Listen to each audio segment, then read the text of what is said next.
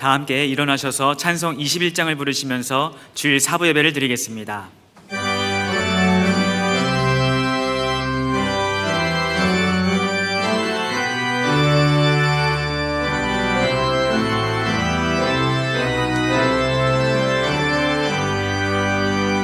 다 찬양하여라 전능왕 창조의 주께 내어나 주 찬양 평강과 구원의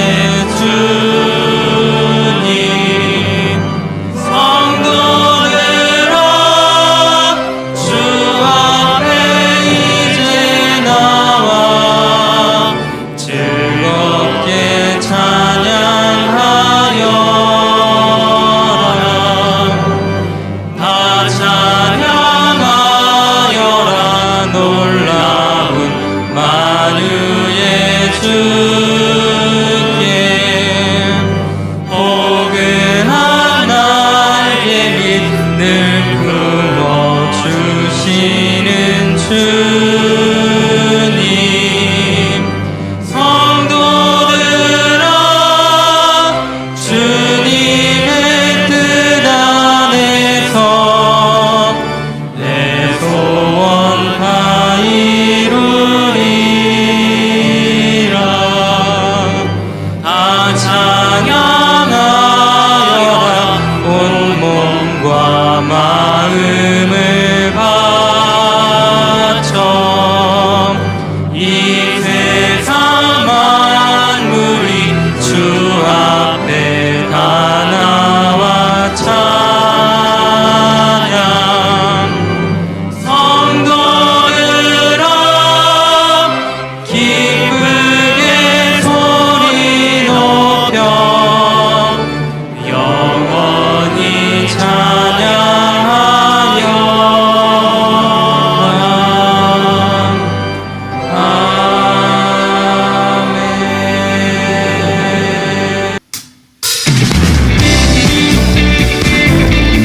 이 시간 우리에게 찾아오신 예수님을 바라보면서 박수 치면서 함께 찬양했습니다.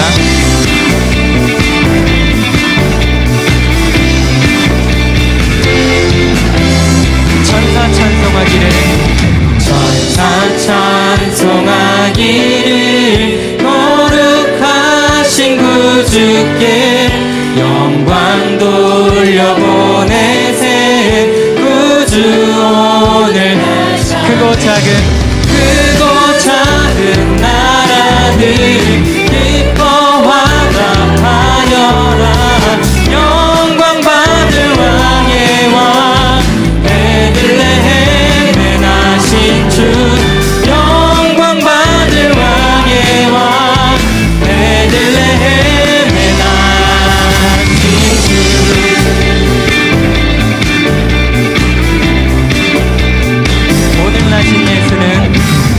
오늘 나신 예수는 하늘에서 내려와 저녁 몸에 나셔서 사람 몸을 입었네 세상 모든 사람들 영원하신 주님께 영광 돌려보내며 높이 찬양하여라 영광 돌려보내며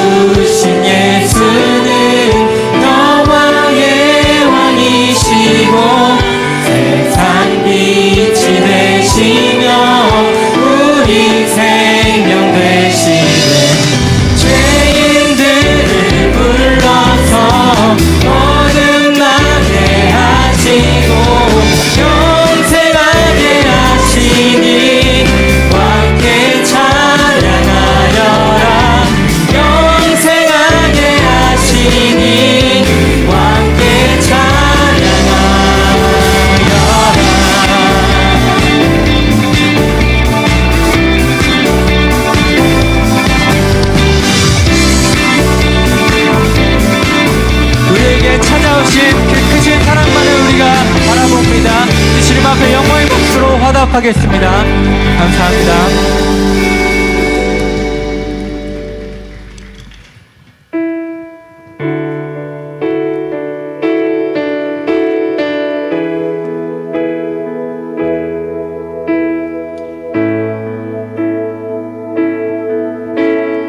빛나는 왕의 왕,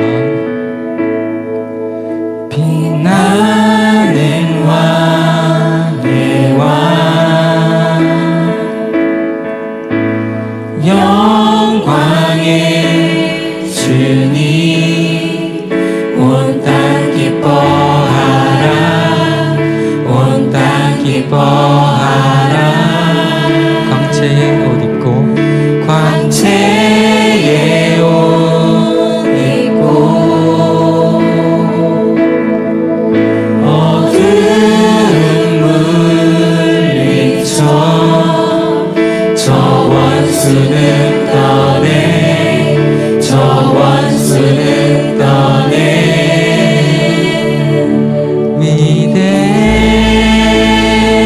위대하신 주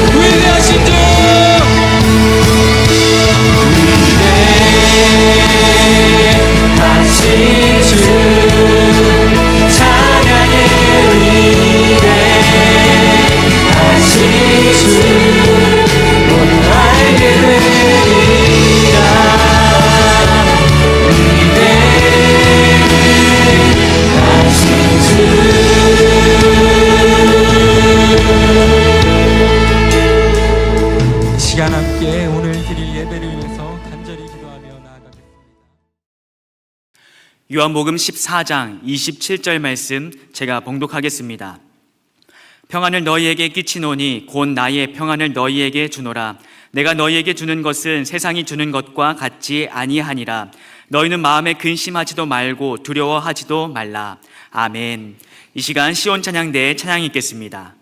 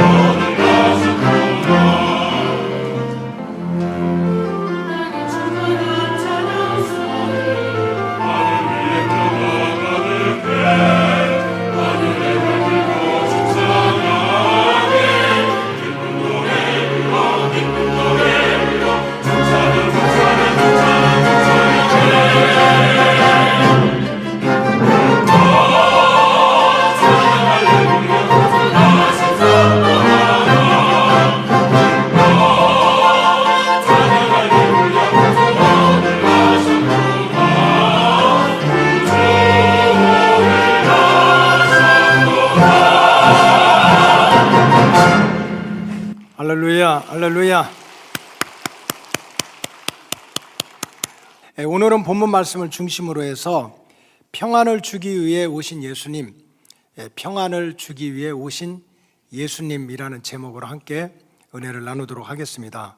성탄절은 우리의 구원자가 되시는 예수님이 이 땅에 오신 날을 기념하고 또 감사하는 절기입니다. 저 높고 높은 보좌 위에 계셨던 예수님께서 왜 사람의 몸을 입으시고 이 땅에 오셨을까? 성경에 보면 예언자들로부터 복음서에 이르기까지 예수님이 오신 이유를 여러 가지로 설명하고 있지만 오늘 본문에 따르면 예수님께서 직접 내가 이 땅에 온 목적이 있다. 그것은 내 백성에게, 나의 백성에게 평안을 주기 위해서, 자기 백성에게 평안을 주시기 위해서 왔다라고 직접 예수님 말씀하셨습니다. 세상의 모든 사람들은 잘 살든 못 살든 성공했든 실패했든 또 노인이든 젊은이든 평안한 삶을 원합니다. 평안을 원합니다. 1960년대에 유명했던 한 일화가 있었습니다. 프랑스의 파리에 아주 유명한 정신과 의사가 있었습니다. 그런데 영국에서 도저히 고치질 못해가지고 한 환자가 이 파리에 있는 정신과 의사를 찾아갔는데 병명은 극심한 우울증입니다. 삶에 기쁨이 없습니다. 또 희망이 없습니다. 또 의미를 못 느낍니다. 먹을 것 입을 것이 없는 게 아니고 가족들이 없는 게 아닌데 도대체가 삶에 즐거움이 없습니다. 두렵습니다. 그래 틈만 나면 죽으려고 몇 차례 자살까지 했습니다. 그러니까 가족들이 어떻게든지 그때 당시에 가장 유명한 그런 정신과 의사에게 치료를 받자고 찾아가서 영국에서 파리까지 날아갔습니다. 그래서 의사를 만나니까 이 의사가 여러 가지로 그렇게 그 가이드를 합니다. 처방을 내립니다. 우선은 자꾸 마음이 불안하고 또 머리가 복잡하면 자꾸 마음이나 머리에 집중하지 말고 육체를 써라. 육체를. 그래서 몸을 자꾸 움직이는 그런 운동을 좀 무리하지 않게 규칙적으로 운동을 해라 그랬습니다. 그랬더니 그 환자가 내가 운동도 해봤다. 그러면은 마음이 아프고 몸을 움직여도 또 이렇게 그렇게 삶의 의미를 느끼지 못하고 있다면 좀 조용히 좀 좋은 음악을 들으면서 좀 마음을 다스려라. 음악은 내가 안 들어본 게 없습니다. 그럼 좋은 책을 읽어봐라. 책도 눈 빠지게 읽어봤습니다. 그러면 이것도 저것도 하지 말고 일을 다 내려놓고 어떻게 하든지 세상에서 좋다는데 여행을 좀 해봐라. 여행. 그랬더니 이 환자가 이렇게 얘기했습니다. 나는 돈을 들여가지고 시간을 들여서 세계 일주를 3번이나 했는데도 갔다 와서는 내가 죽어야 되겠다 하는 그 마음밖에 없습니다. 그러면 마지막 이 1960년대 그러면 처방할 수 있는 길이 하나밖에 없다. 그 영국에 가면 굉장히 그 유명한 극장이 있는데 거기에 아주 유명한 찰스 매튜라고 하는 그러한 희극 배우가 있다. 그래서 어쨌든 한 일주일 동안 아침 저녁으로 그 극장에 가서 그 희극을 봐라. 그럼 눈이 빠질 거고 끝나고 나서 배꼽 찾느라고 정신이 없을 거고 그러다 보면 우울하고 기쁨이 없고 막 삶의 희망이 없고 이런 게 다 사라지고 뭔가 삶의 동력을 얻을 거다. 그러니까 이제 여기저기 가지 말고 가서 희극 배우 찰스 매튜가 연기하는 그 공연을 좀 참여해봐라. 그렇게 얘기를 했습니다. 그랬더니 이 환자가 이렇게 대답을 했습니다. 그 사람이 바로 나라고. 찰스 매튜가 바로 나라고. 여러분 통계가 있어요. 직업상 자살률이 있거든요. 직업상 자살률, 뭐 공장 노동자, 농업하는 사람, 아니면 유명한 연예인들, 인기인들 해서 그 통계를 보면은 가장 자살률이 높은 직업군이 연예인들입니다. 박수 받고 환호 받고 확 사람들을 기쁘게 하는 그들은 정작 마음의 기쁨을 누리질 못해가지고 다 내려놓고 세상을 떠납니다. 왜? 평안이 없으니까. 모든 사람들은 잘 살든 못 살든 진정한 평안입니다. 평안을 원합니다. 그러나 우리가 살고 있는 이 세상은 평안을 찾기가 어려운 정말 말 한마디로 난리와 난리의 소문으로 가득 찬 세상입니다. 현재 지구상의 인구가 약 80억 8천만 정도가 됩니다. 서로 사이좋게 싸우지 않고 잘 지내면 하나님이 창조하신 세상, 하나님 보시기에 좋았더라. 하늘에는 새가 날아다니고 들에는 꽃이 피고 또 채소가 있고 과실이 맺고 바닷속에는 끊임없이 그냥 계속되는 그 생물체들이 있지 않습니까? 생육하고 번성하고 정말 먹어도 잡아도 부족함이 없이 모든 걸 다 주셨습니다. 얼마든지 평안하게 살아갈 수가 있습니다. 그러나 오늘날 삶의 현실은 어떻습니까?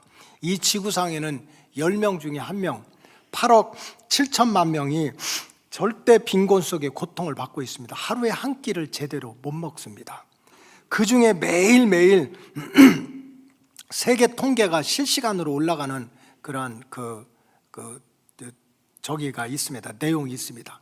교통사고로 몇 명 죽고 전염병으로 몇 명 죽고 계속 그게 올라갑니다. 거기 보면 하루에 매일 3만 명 이상이 못 먹어서 굶어 죽습니다. 이렇게 지금 있는 것만 해도 얼마든지 80억 아니라 100억이라도 사이좋게 이렇게 놀아먹을 수 있는데 굶어 죽는 일이 계속되고 있습니다. 왜 그렇습니까? 아담과 하와가 타락한 이후에 이 땅은 죄와 마귀가 지배하면서 지금 서로 죽이고 무너뜨리고 공격하면서 스스로 고통받으면서 다 함께 망해가는 그런 불행한 길로 달려가고 있기 때문입니다. 삶 자체가 뭐 서로 간에 고통이 있으면 즐겨 편안하게 생각해야 돼. 즐길 겨를이 어디가 있습니까? 산다는 것 자체가 경쟁이 아니라 이거는 경쟁을 넘어서 전쟁입니다.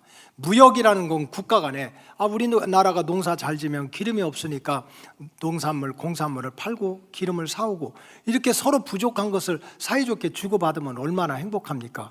그러나 무역 나오면 뒤에 붙는 얘기가 있습니다. 전쟁입니다. 무역 전쟁입니다. 사업도 전쟁이고 취업도 전쟁입니다. 꿈을 갖고 내 인생을 펼쳐야 되는 입시는 지옥입니다. 입시가 내 인생에 새로운 길을 열어주는 그런 등용문과 같은데 입시 지옥, 입시 전쟁입니다. 이것이 오늘을 살아가는 우리의 삶의 현장입니다. 또 어떻게든지 행복 추구를 위해서 또 집단의 이익을 위해서 그냥 단결하고 투쟁하고 하는 것이 아주 우리 삶의 보편적인, 누가 잘하고를 못하고를 떠나서 그렇게 해야 살겠다, 그렇게 해야 내 인생 그나마 행복하겠다, 평안하겠다 하는 일들이 하루가 멀다 하고 이 땅에서 이루어지고 있습니다. 세상 그 어디 하나 안전한 곳이 없습니다. 뭐 지진이나 태풍 등 천재지변 외에도 수만 명의 사람들이 자기도 모르는 순간에 크고 작은 전쟁으로 목숨을 잃고 비참하게 가정이 파괴되는 일이 하루 이틀이 아닙니다. 아놀드 토인비라고 하는 분이 역사 연구라고 하는 이렇게 두꺼운 책을 2권 썼는데 인류의 역사를 5,000년으로 본다면은 국지전, 민족들끼리 또 국가 간에 이런 전쟁을 하지 않는 기간은 5,000년 중에 200년밖에 안 된답니다. 뭐 그렇게 죽어라고 싸우는지, 밥 먹고 싸우고 잠자다가 싸우고 일어나서 싸우고 기분 좋아서 싸우고. 아유, 내가 9시 반에 이 얘기 안 한다고 그랬는데 또 해야 될 것 같아요. 어떤 회사에서 어떤 사람이 막 이제 일을 잘해보겠다고 하다가 소리를 지르고 싸웠어요. 막 소리 질렀어. 그래서 한 사람이 옆에서 보고 있다가 이렇게 소리를 쳤대요. 조용하라고! 여기가 교회인 줄 아냐고 이랬대요. 세상에 이거 얼마나 부끄럽고 참 안타까운 일입니까?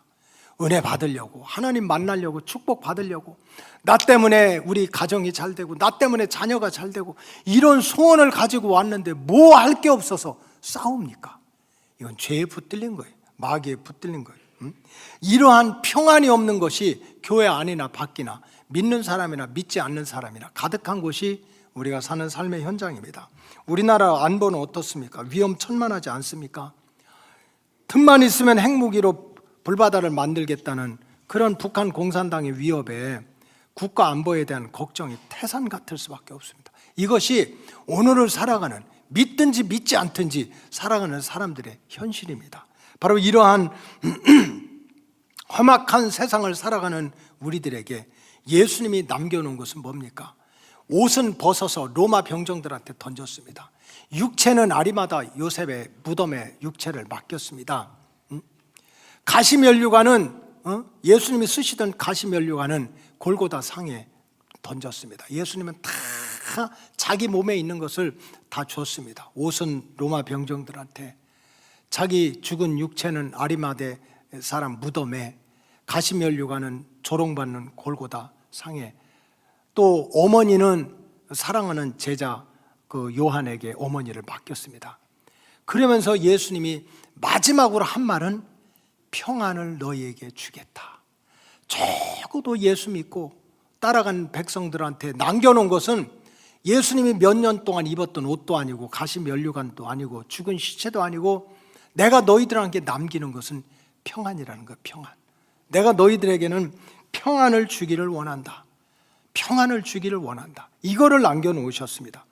그렇다면 예수님께서 우리에게 주시고자 하는 평안은 어떤 평안입니까? 그것은 말할 것도 없이 기본적으로 말씀대로 이 험한 세상에서 우리의 영과 육과 혼을 안전하게 지켜주시는 평안입니다. 여러분, 우리 인간은 이 고깃덩어리 같은 육체만 있는 게 아닙니다. 마음만 있는 게 아니에요. 하나님을 깨닫고 교통할 수 있는 영도 있지 않습니까? 그런데 이 영과 육과 혼이 주님 만날 때까지 온전하게 그렇게 지켜지는 그런 평안을 원하셨습니다. 데살로니가전서 5장 23절에 보면 평강의 하나님이 친히 너희를 온전히 거룩하게 하시고 또 너희의 영과 혼과 몸이 우리 주 예수 그리스도께서 강림하실 때 흠 없게 보존되기를 원한다. 이것이 예수님의 소원입니다.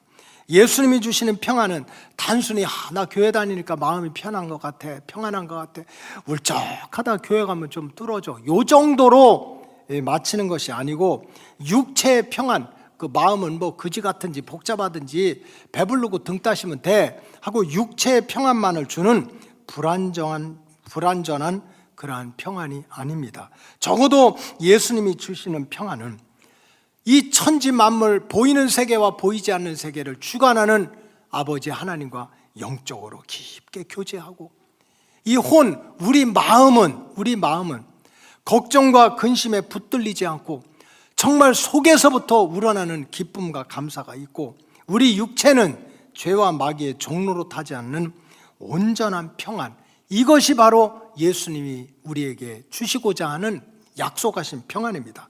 사도 요한의 고백처럼 영혼이 잘 된 것처럼 모든 범사가 잘 되고 강건해지는 온전한 평안, 이것이 이 땅에 오신 예수님께서 정말 옷은 벗어서 로마 병정들한테 뺏기고 가시가는 골고다성에 던지고 육체는 무덤에 갇혔지만 끝까지 예수님을 따르는 제자들에게는 내가 너희들에게 평안을 주기를 원한다.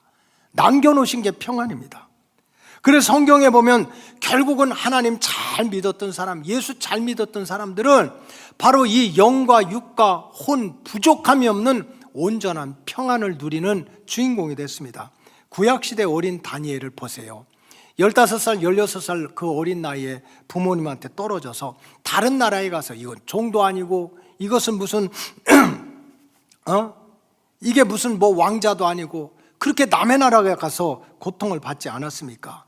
마음은 찢어지고 불안하고 육체는 언제 죽을지 모르고, 그런데도 이 다니엘이 어릴 때부터 그래도 어린 나이에 하나님과의 관계를 끊이지 않고 영적으로 하나님께 기도하고, 그래도 나는 하나님만 붙들고 살아야 돼, 하나님과 함께 살아야 돼 하고 하나님과의 영적인 교제가 끊어지지 않으니까 나중에는 결국은 사자굴 속에 내던짐을 당해도 굶주린 사자의 그 입에 물리질 않고 오히려 이방 땅에서 그렇게 마음의 고통을 받고 무시를 받았지만 지내놓고 보니까 세상 사람들이 부러워하는 총리의 자리까지 올라가서 하나님께 영광을 돌리는 믿음의 승리자가 됐습니다.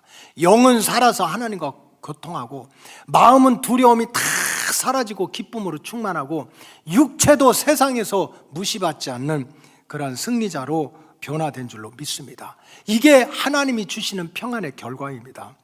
신약시대 사도행전 3장에 보면 40년 된 안진뱅이가 있습니다. 거지같이 살았습니다. 실제로 걷지도 못하고 뛰지도 못하고 성전 앞에 살았지만 은혜도 못 받고 영적으로는 하나님을 몰라요. 육신적으로는 병들었어요. 마음은 무시받고 천대받아서 그저 먹고 살기 위해서 동냥하지 천갈래 만갈래 상처투성입니다. 근데 어느 순간에 은덩어리 금덩어리는 받지 못했지만 예수님의 소리를 들었습니다. 예수의 복음을 들었습니다. 예수의 이름을 들었습니다. 그 예수의 복음, 예수의 이름을 붙들면서 어떻게 됐습니까? 걷고 뛰었습니다. 육체가 살아났습니다. 그동안 40년 동안 받았던 마음의 상처가 치유받았습니다. 혼이 살아났어요. 하나님의 성전에 들어가지도 못했는데 이제 성전에 들어가서 마음껏 하나님을 찬양하고 경배하는, 영적으로 하나님과의 교제가 이어지는, 영과 육과 혼이 살아나는 진정한 평안을 맛보았습니다. 여러분, 2000년 전에 예수님께서 이 땅에 오신 이유는 아담과 하와의 타락 이후에 때로는 죄 때문에, 마귀 때문에, 또 질병 때문에 고통받고 살아가는 우리 인생들에게 하나님께서 창조하신 모습대로 영과 육과 혼을 온전히 회복시키기 위해서 예수님이 이 땅에 오셨습니다. 따라서 우리 로고스 가족들은 그저 신앙생활 교회 왔다 갔다 하는 것, 이것으로 만족하지 마시고 정말 주님 오시는 이 성탄의 절기에 여러분들이 다시 한번 마음의 문을 열고 예수님을 내 인생의 진정한 구원자로 깨달아서 내가 예수님한테 옷까지 몇 개 받고 그냥 가시면류관 몇 개 받고 썩은 시체를 물려받는 것이 아니고 불교처럼 무슨 불태운 살이 몇 개 받는 것이 아니라 내가 너에게 평안을 주기를 원한다 하는 그런 평안의 복을 온전히 다시 한번 누리시기를 주님의 이름으로 축복합니다. 둘째로 오늘 본문이 주시는 말씀의 강조점은 예수님께서 주시는 평안은 세상이 주는 평안과는 다르다는 거예요. 예수님이 주시는 평안과 세상이 주는 평안은 다르다. 무슨 얘기입니까? 세상에서도 육신적으로는 얼마든지 우리가 평안을 누릴 수가 있다는 뜻입니다. 오늘 요한복음 14장 27절에 보면 평안을 너희에게 끼치노니 곧 나의 평안을 너희에게 주노라. 내가 너희에게 주는 것은 세상이 주는 것과 같지 아니하리라. 이게 무슨 겁니까? 세상은 우리를 괴롭히고 우리를 못 살게 하고 막 우리를 힘들게 하고 그겁니까? 아니라는 거예요. 세상도 얼마든지 우리 육신적으로 우리 마음적으로 우리에게 평안을 줄 수 있다는 뜻입니다. 그러나 내가 주는 평안하고는 다르다는 거예요. 사실 우리가 육체를 가지고 이 땅에 살아가다 보면 세상에서 얻는 그러한 평안도 눈으로 봅니다. 참 이상하지. 어떤 사람은 교자도 모르고 하나님 하자도 모르는데도 어떻게 그렇게 하는 일마다 술술 잘 풀려. 애들이 시험 보면 합격하고 사업하면 성공하고 그냥 뭐 취업하려면 취업이 되고 결혼시키려면 2번 만나면 그 다음은 약속 잡고 그냥 아주 그냥 모든 일이 술술 잘 풀리는 사람이 있어. 그 사람 육신의 평안, 세상으로부터 오는 평안을 지금 누리고 있는 거예요. 여러분, 그것이 나쁜 게 아닙니다. 사실 우리가 하나밖에 없는 이 몸뚱아리가 사는 동안 그렇게 건강하게 산다는 게 얼마나 좋습니까? 그래서 우리가 육신이 건강하게 산다든지 먹고 사는 문제로 큰 욕심을 부리지 않아도 아둥바둥하지 않고 살아가고, 또 세상 일 어려운 일이 많지만 그래도 큰 걱정거리나 근심거리가 없이 살아간다면 그 사람은 분명히 세상적으로 복을 받은 사람이에요. 세상의 평안을 누리고 있다고 생각할 수 있습니다. 그런데 우리가 깨달아야 될 것은 사실은 악한 마귀 사탄도 이런 세상적인 평안, 육신적인 평안은 얼마든지 줄 수 있다는 것을 깨달아야만 돼요. 우리가 아프지 않고 가난하지 않고 그저 일이 술술 풀리고 하는 평안이 왜 나쁩니까? 그러나 이 평안이 어디서 왔는지를 분별할 줄 알아야 된다는 거예요. 악한 마귀 사탄도 얼마든지 이런 세상적인 평안이나 육신적인 평안을 줄 수 있다는 것입니다. 마태복음 4장에 보면 예수님께서 광야에서 40일 동안 금식하고 기도하셨어요. 나쁜 일 한 게 아닙니다. 어떻게 하면 하나님을 기쁘시게 할까? 어떻게 하면 하나님의 뜻을 잘 이루어드릴까? 자도 않고 식사도 안 하고 40일 동안 금식하고 기도했는데 이때 악한 마귀 사탄이 나타나서 어떻게 했습니까? 막 예수님을 괴롭히고 막 고통을 주고 그랬습니까? 아닙니다. 정말 예수님이 간절하게 지금 부족한 그 육신적인 부족한 걸 다 채워주려고 그랬어요. 40일 동안 지금 못 먹고 있는 예수님한테 떡을 주겠대요. 그것처럼 큰 유혹이 어디가 있습니까? 높은 곳에 뛰어내려도, 높은 곳에서 뛰어내려도 절대로 다치지 않도록 받쳐주겠대. 여러분, 사람은 그래서 옛날 어른들이 그랬어요. 적당히 올라가야 된다고. 적당히 올라갔다가 떨어져야 적당히 아프지, 꼭대기까지 올라갔다 떨어지면 꼭대기같이 올라간 만큼 떨어지는 고통이 심하다는 거지. 예를 들어서 한 클래스에 학생이 40명이면 39등 했다 40등 하는 건 그건 괜찮아요. 뭐 39등이나 49등이나 뭘 그거 가지고 39등짜리가 나 40등 됐어, 인생에 이제 종말이 온 거야, 나 못 살겠어, 그래요? 뭐 39등이나 40등이나 친구지. 응? 근데 만약에 1등 하던 애가 40등 돼보세요. 올라간 만큼 떨어지는 거야. 올라간 만큼. 이걸 누가 합니까? 마귀가 하는 거야. 사람은 다 올라가려고 하거든요. 돈을 버는 것도, 공부하는 것도, 그저 그냥 열심히 노력하는 것도 남들보다 더 올라가자는 거지. 응? 신분도 올라가고 계급도 올라가고 인기도 올라가고 좀 힘도 올라가고 올라가자는 거야. 근데 올라가다 보면 떨어지는데 떨어지는 아픔이 얼마나 크다는 걸 알고 너 떨어질 때 안 떨어지도록 받쳐주겠다는 거야. 그러니 마귀가 얼마나 똑똑하고 우리의 마음을 사로잡습니까? 그러면서 눈에 보이는 거, 보암직하고 먹음직하고 탐스러운 거 얼마든지 다 주겠다는 거예요. 다 주겠다. 이게 마귀가 우리한테 하는 얘기라니까. 그런데 그 마귀가 딱 한 가지 조건이 있습니다. 떡을 주고 높은 곳에 올라가서 떨어지더라도 안 아프고 안 떨어지도록 만들어주고 네가 눈에 보이는 거 다 주겠지만 조건은 하나님을 떠나라는 거예요. 믿음의 세계에서 떠나라는 거지. 이제 내 손 잡고 살자는 거야. 마귀와 짝짝꿍하고 살자고 하는 것이 마귀의 전략입니다. 따라서 지금 내가 내 자신을 돌아봐야 돼요. 옛날로 비하면 모든 게 잘 된 것 같아. 먹고 사는 것도 괜찮은 것 같고 집도 조금 더 좋아진 것 같고 차도 좀 좋아진 것 같고 자녀들도 좀 잘 풀리는 것 같고 옛날에 속 좀 썩이던 남편이 이제는 늘 쫓아다니면서 그냥 마님 제가 어떻게 도와드릴까요? 이렇게 등신같이 바뀌었고 다 좋아졌어. 다 좋아졌어. 그럴 수 있잖아요. 근데 어느 순간에 내 자신을 영적으로 돌아보니 감동이 없어졌어요. 눈물이 없어졌어. 헌신이 없어졌어. 기쁨이 없어졌어. 하나님과의 관계가 멀어졌어요. 하나님에 대한 믿음, 하나님을 기쁘시게 하고자 하는 헌신, 또 하나님께 드리는 예배, 기도가 다 식어진 거야. 육신적으로는 다 좋아졌는데 하나님과 나 사이가 멀어졌어. 영적으로 문둥병자가 됐어. 그런 상태에서 누리는 평안은 적어도 성경적으로 얘기하면 이건 예수님이 주시는 평안은 아니라는 거예요. 이거는 마귀 사탄이 주는 것이지. 마귀 사탄이 주는 거짓된 평안에 붙들려 있다는 뜻입니다. 따라서 참 성도는 내가 지금 육신적으로 평안하냐 평안하지 않느냐 이것 자체만 붙들려 있지 말고 정말 내가 하나님과의 관계가 얼마나 회복이 좋은지.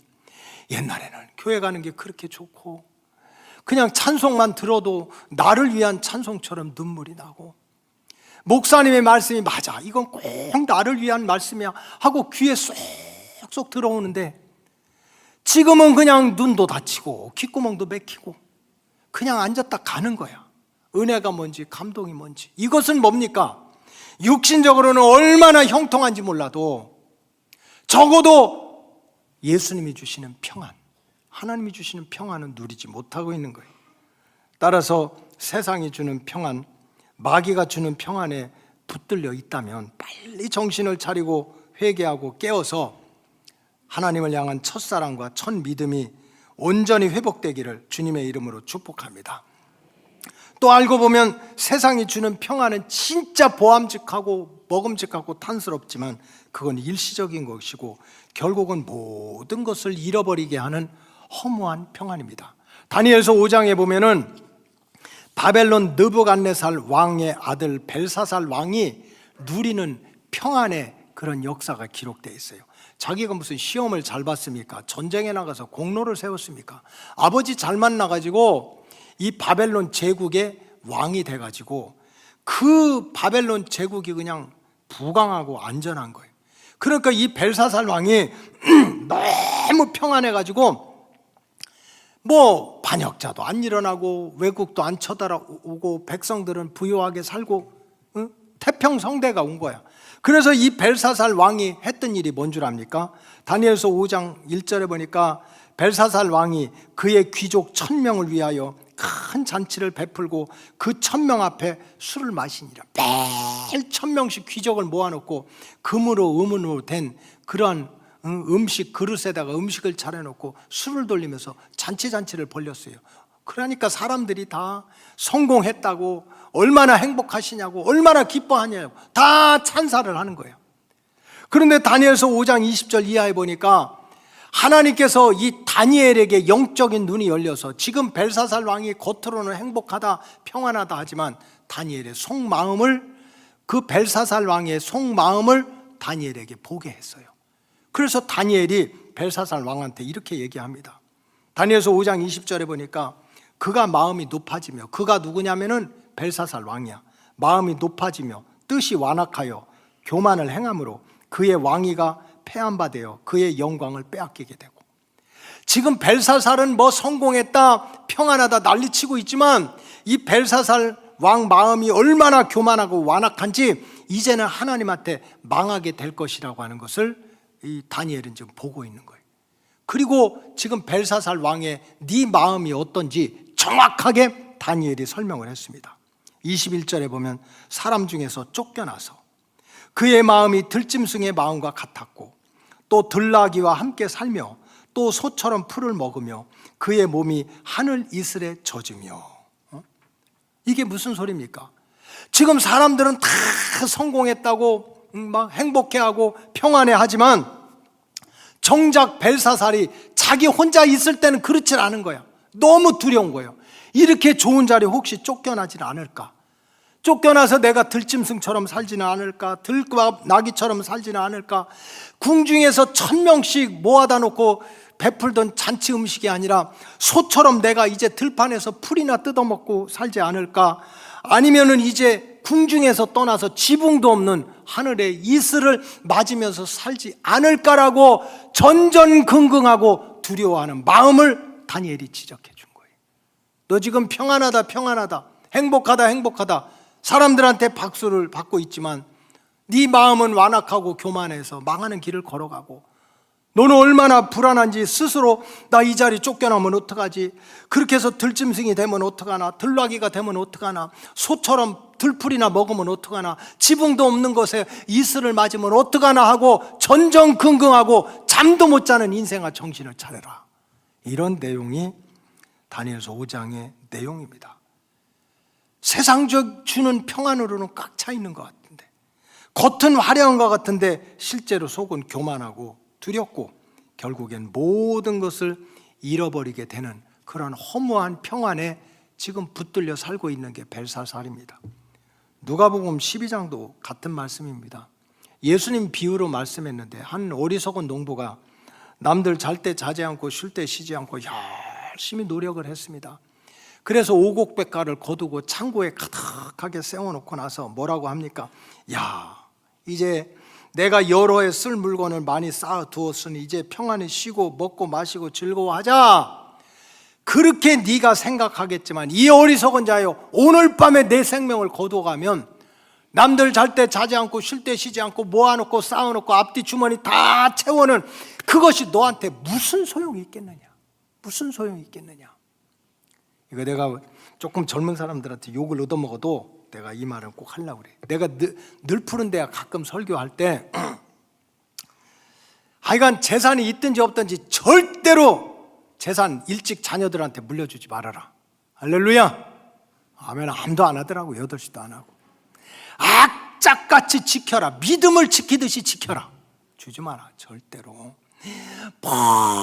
아버지 어머니 해가지고 홀딱 속아가지고 주면 그 다음부터 거지다. 주지 마라. 주지 마라. 이러다 또 집안마다 문제 생기는 거 아닌가 모르겠네. 응? 그리고 어떻게 사는 동안 최대한 좋은 일 하고 자기 몸도 갖추고. 우리가 한국 부모님들 그렇잖아요. 내가 먹을 거 먹지 않고 쉴 때 쉬지 않고 그렇게 쌓아놓고 했던 거 좋은 일도 못하고 즐기지도 못하고 그러면서 그냥 놓고 가는 분들이 너무 많아. 그래서 그게 안타까워서 그러는 거예요. 믿음 생활하면 하나님 앞에도 헌금도 잘하고 그렇게 욕심만 부리지 말고, 그럼 하나님이 얼마나 기뻐하시겠냐, 복을 주시겠냐. 그리고 맨날 평생 그냥 몸빼만 입고 다니지 말고 그래도 남대문 시장 가서 몸빼보다는 좋은 그런 옷 하나 입고 좀 화장품도 이쁜 거 좀 바르고 머리도 좀 이렇게 좀 하고 이러면서 좀 가꾸고 살아라. 왜? 그렇게 모아놨던 것이 정말 한 번도 만져보지도 못하고 쓰지도 못하고 잃어버린 그런 허무한 인생으로 끝날 수도 있다는 거예요. 우리가 막 살라는 얘기가 아닙니다. 여러분, 이게 세상에서 주는 평안이라는 거예요. 세상에서 주는 평안은 내가 정말 수고하고 애썼지만 정작 그 기쁨을 누리지 못하게 허무하게 만드는 것이 세상에서 주는 평안입니다. 따라서 참 성도는 세상에서 주는 평안은 그냥 영원하지 않고 일시적이고 다 잡은 것 같지만 지내놓고 보면 빈그물이고 허탕치고 이런 허무한 평안이 아니라 주님께서 주시는 진정한 평안의 복을 누리고 살아야 된다. 이것이 오늘 예수님이 우리에게 주시는 말씀입니다. 그렇다면 예수님께서 주시는 진정한 평안은 뭡니까? 첫째는 환경을 초월하여 얻을 수 있는 평안입니다. 물론 예수님이 주시는 평안은 당연히 때마다 시마다 우리 고장난 영과 육과 혼을 고쳐주시고 온전하게 해주시는 그러한 복음의 평안이지만, 그리 아니하실지라도 우리 인생이 어떻게 항상 잘 됩니까? 어떻게 항상 성공합니까? 어떻게 내가 원하는 대로 다 됩니까? 그래서 그리 아니하실지라도 그래도 감사하고 기뻐할 수 있는 환경을 초월하는 평안, 이것이 주님이 주시는 평안입니다. 여러분, 하박국 선지자가 고백하는 평안이 그렇지 않습니까? 무화과 나무가 무성하지 못하고 포도나무에 열매가 없고 감람나무에 소출이 없고 밭에 먹을 것이 없고 우리의 양이 없을지라도, 그렇게 되면 어떡하겠어요? 당신 잘못 만났어, 내 인생 망했어, 어떻게 인생에 이래 아무것도 없어, 그러는 것이 세상 사람들이 얘기입니다. 그런데 하박국 3장 18절에 보니까 이렇게 기록되어 있어요. 따라하세요. 나는 하나님 때문에, 나는 여호와로 말미암아 즐거워하며 나의 구원의 하나님으로 말미암아 기뻐하겠다. 비록 살다 보면 무화과 나무가 무성하지 못할 수도 있고 포도나무가 잘 맺을 때도 있고 못 맺을 때도 있고 감람나무에 소출이 있을 때도 있고 없을 때도 있고 우리의 양이 있을 때도 있고 없을 때도 있지만, 그 환경에 붙들리지 않고 그 환경에 노예되지 않고 나는 하나님 때문에, 하나님의 사랑, 하나님의 약속, 하나님의 보호하심, 하나님의 인도하심, 그것 때문에 기뻐하고 감사하겠다. 이것은 바로 주님이 주시는 평안이라는 거예요. 주님은 바로 이렇게 환경을 초월한 기쁨, 환경을 초월한서 얻을 수 있는 평안을 우리에게 약속을 하셨습니다. 사도행전 16장에 보면 바울과 실라가 뭘 잘못했습니까? 그 어린애가 귀신, 점치는 귀신 들려가지고 점 잘 쳐서 돈 벌으면 그 주인한테 다 뺏겨. 그러니까 너무 불쌍하니까 예수 이름으로 고쳐줬어. 돈을 못 벌게 되니까 그 주인이 고발해가지고 바울과 실라를 고발하고 때리고 맞고 쇠사슬에 묶고 발은 찾고 나무에다 구멍을 뚫어서 발을 집어넣는 거예요. 움직일 때마다 복숭아 뼈가 다 깨지는 거지. 이런 고통 속에서 얼마나 바울과 실라가 억울했겠어요. 하나님한테 얼마나 따졌겠어요. 어떻게 이럴 수가 있습니까? 그럼에도 불구하고 바울과 실라는 사도행전 26장 25절에 보니까 이렇게 나와 있어요. 한밤중에 바울과 실라가 기도하고 하나님을 찬송하며 죄수들이 다 들었다. 그런 억울하고 답답한 환경이지만 그럼에도 불구하고 기도하고 찬송하고 기도하고 찬송하는, 이거는 세상에서 오는 평안이 아닙니다. 예수님이 주시는 평안인 거지. 그래서 예수님이 주시는 평안은 세상에서 주는 평안 있기 때문에, 성공했기 때문에, 가졌기 때문에, 그러나 정작 누리지도 못하는, 나중에 빈털터리가 되게 하는 그런 평안이 아니라 환경에도 붙들리지 않는, 그리 아니하실지라도 감사하고 또 감사할 수 있는 그러한 평안이 바로 예수님이 주시는 평안이고, 그것 때문에 주님께서 이 땅에 오셨다는 거예요. 또 하나 예수님이 주시는 평안은 뭡니까? 구원함을 얻은 은혜 때문에 성전에서 누리는 복을 최고의 복으로 깨닫게 하는 평안입니다.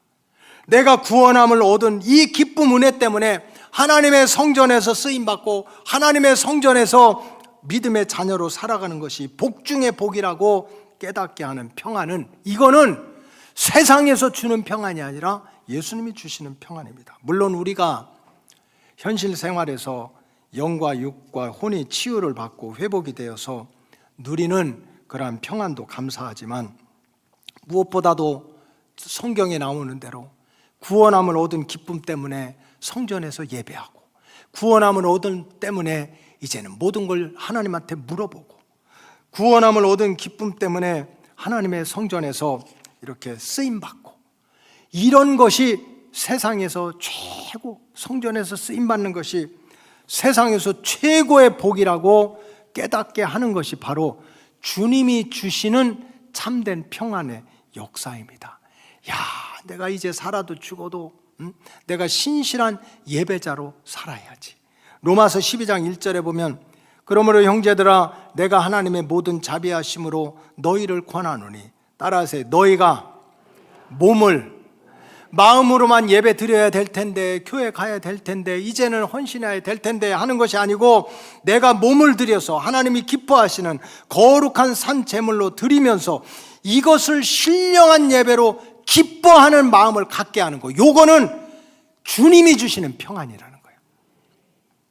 이거는 인류대학 나왔다고 이런 평안을 못 누려. 좋은 대학 나오면 내가 성전에 가서 예배 드리면 기쁘지. 그러면 좋은 대학 나온 사람은 다 성전에 오게 해요. 정말 몸으로 드리는 신령한 예배자로 살아가는 것이 복 중에 가장 큰 복이다라고 깨닫게 하는 평안은 예수님이 주신 평안이야. 또 세상에 많은 사람들이 있지만 구원받은 백성들이 서로 떡을 떼며 교제하고 살아가는 것이 최고의 기쁨으로 알 수 있도록 하는 게 바로 주님이 주시는 평안입니다. 세상에 잘난 사람 많아. 그래도 예수 믿고 구원받은 백성들이 날마다 성전에 모여서 떡을 떼고 교제하고 이것을 행복으로 생각하는 거. 이게 뭡니까? 이것이 구원함을 얻은 백성들한테 예수님만이 주실 수 있는 평안인 거예요. 평안. 사도행전 2장 46절에 보면 날마다 마음을 같이하여 성전에 모이기를 힘쓰고 집에서 떡을 떼며 기쁨과 순전한 마음으로 음식을 먹고. 예수 안 믿는 사람, 은혜 안 받는 사람들이 교회 와가지고 하는 게 뭐가 재밌겠어요? 교회 와서 밥 먹는 게 뭐가 재밌겠어요? 얼마나 맛있고 좋은 음식들이 많은데. 그런데 성도 간에 이렇게 만나서 교제하고 그런 게 너무 기뻐, 너무 행복해. 이래도 아멘 안 하고 저래도 안 해. 그래서 그런 기쁨은 누가 주는 거예요? 예수님이 주는 거예요. 그 다음에 또 마태복음 22장 37절에 보면 예수님이 그랬거든요. 예수께서 이르시되 내 마음을 다하고 목숨을 다하고 뜻을 다해서 주 너희 하나님을 사랑하라 하셨으니 이것이 크고 첫째 되는 계명이라 그랬어요. 여러분, 사람은요 자기 거를 누구한테 준다는 건 이게 쉬운 일이 아닙니다. 이게 시간이든지 물질이든지 자기의 달란트든지 누구한테 준다는 게 이게 그렇게 기쁜 일이 아니에요. 그래서 여러분 한번 보세요. 혹시 여러분들이 버스를 탈 때 요즘에는 돈을 안 내고 다 카드로 이렇게 대잖아요. 한번 자기 손을 보라고.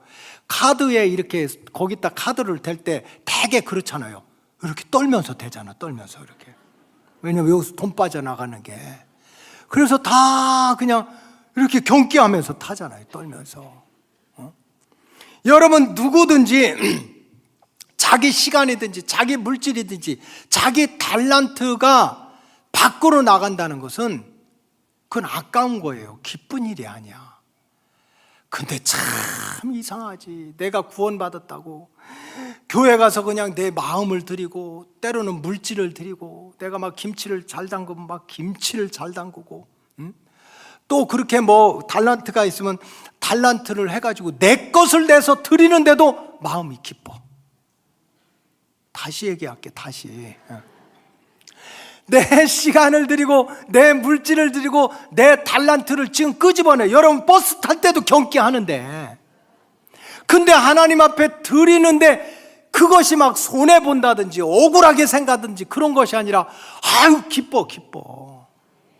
이건 지금 누가 주시는 평안이야? 하나님이 주시는 평안, 예수님이 주시는 평안을 누리고 있는 거예요. 혹시 여러분들이 헌금 시간에 가방을 열었다가 갑자기 파랑 색깔을 꺼내려고 그랬는데 뭣도 모르고 그냥 심사임당이 나오면 경기해가지고 집어넣으면 아직도 주님이 주시는 평안이 뭔지를 모르는 거예요. 지금 예수님이 그랬거든요. 첫째 되는 계명은 마음을 다하고 힘을 다하고 뜻을 다해서 하나님을 섬기는 거래. 그 다 손해보는 일인데도 기뻐. 손해보는 계산에 안 맞는데도 그냥 막 내 마음에 감동이 있어. 이거는 주님이 주시는 평안이라는 거야. 그 예수님은 그런 평안. 그래서 시편 84편에 이렇게 나왔지 않습니까? 주의 궁정에서 한 날이 다른 곳에서 첫날보다 나은즉 악인의 장막에 사는 것보다 내 하나님의 성전에 문지기로 있는 것이 좋다. 세상에 구원함을 얻은 기쁨 때문에 하나님의 성전에서 몸으로 예배하고 성도 간에 교제하고 부족하지만 때로는 시간을 들이고 물질을 들이고 달란트를 하고 문지기를 하고 하는 이런 일이 세상에 있는 첫날보다 더 기쁘고 행복하다고 생각하는 그 평안, 그건 누가 주신 거예요? 예수님이 주신 거라. 그 예수님은 이 땅에 떠나면서 우리한테 뭐 찢어진 옷을 남겨놓고 가시 면류관을 던지고 썩어질 육체를 우리한테 남겨놓은 것이 아니라 내가 너한테 평안을 주기를 원해. 세상에서 얻을 수 없는 평안을 주기를 원한다 하는 그 평안인 거예요.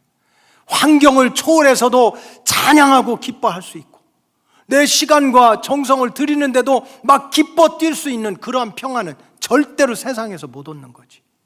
주님이 주시는 평안이지. 우리가 어떻게 하면 매일매일 이러한 영적인 평안, 주님이 주시는 평안의 복을 누리며 살아갈 수가 있습니까? 많은 길이 있지만 사도 바울의 교훈을 따르면 이렇습니다. 빌립보서 4장 6절에 보면 아무것도 염려하지 말고. 왜 그럴까요?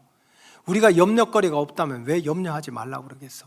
앉아도 염려, 일어나도 염려, 자식을 봐도 염려, 남편을 봐도 염려, 부모님을 봐도 염려, 다 염려투성이야. 살아있는 동안. 그래도 네가 주님이 주시는 평안을 원한다면 너무 염려하지 말고 그냥 걱정하고 근심해서 이 줄 붙잡고 저 줄 붙잡고 이 사람 쫓아다니고 저 사람 쫓아다니고 이 방법 쓰고 저 방법 쓰지 말고 모든 일에 기도하고 간구하고 너의 구할 것을 따라하세요. 감사함으로. 좀 감사하면서 하나님께 아뢰봐라. 7절에 그리하면 모든 지각에 뛰어난 하나님의 평강. 세상이 주는 평안은 잠깐 있다 없어져. 세상이 주는 평안은 박수치지만 혼자 가서는 나 들짐승 될까, 나귀가 될까, 이거 쫓겨나지 않을까, 풀 뜯어먹는 거 아니야, 이러다 지붕 날아가고 이슬 맞는 거 아니야, 그런 앞뒤가 다른 허무한 평안이야. 그렇지 않은 하나님의 평안이 그리스도 예수 안에서 너의 마음과 생각을 지키시리라. 예수님은 바로 여러분들에게 이런 평안을 주시기 위해서 오신 줄로 믿습니다. 이 주님 오시는 성탄의 절기에 정말 구원함을 얻은 기쁨 때문에 신령하게 예배하고 하나님께 기도하고 성도 간에 교제하고 또 하나님께 쓰임받는 것이 진정한 기쁨이 되어서 하나님이 주시는 평안의 복을 누리고 사시기를 주님의 이름으로 축복합니다. 기도하겠습니다. 하나님 감사합니다. 평안을 주시기 위해서 오신 예수님, 이 성탄의 절기에 우리 로고스 가족들이 다시 한번 마음의 문을 열고 예수님을 잘 왕으로 모셔드려서 우리의 영도 육도 혼도 다시 한번 살아나고 첫사랑도 첫믿음도 회복이 되어서 환경을 초월할 수 있는 평안으로 또 하나님의 성전에서 마음껏 기뻐 뛰며 누리는 평안으로 복된 삶을 살 수 있도록 하나님 도와주시옵소서. 축복하오며 예수님의 이름으로 기도하옵나이다. 아멘.